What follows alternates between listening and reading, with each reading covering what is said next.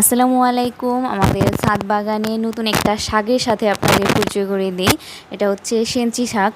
সাধারণত কোনো ছাদ বাগানেই আমার জানা মতে সেঞ্চি শাক হয় নাই। কমলি শাক, অন্যান্য নানা রকমের শাক তো হয়েই থাকে। আমরা কমলি শাক বুনছি, আর তাছাড়াও ডাঁটা শাক, মূলা শাক এগুলো তো খাওয়া হয়েছেই। কিন্তু সেঞ্চি শাক আমরাই প্রথম যে সেঞ্চি শাক তুলতেছি, কিন্তু এইবার প্রথম খাচ্ছি না, অনেকবার ধরেই খাচ্ছি। প্রতি সপ্তাহে আম্মু তুলে একবার করে।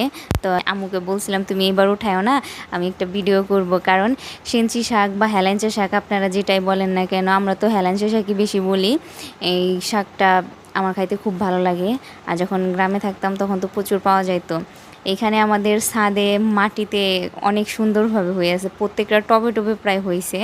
আপনাদের কাছে এই শাকটা কেমন লাগে অবশ্যই জানাবেন। আর এটা ছাড়াও অন্যান্য আরও যে শাক আছে সে উঠাইছি, আর আম্মু দুইটা উস্তা ছিল গাছে, সেই উস্তাগুলো উঠে নিছে।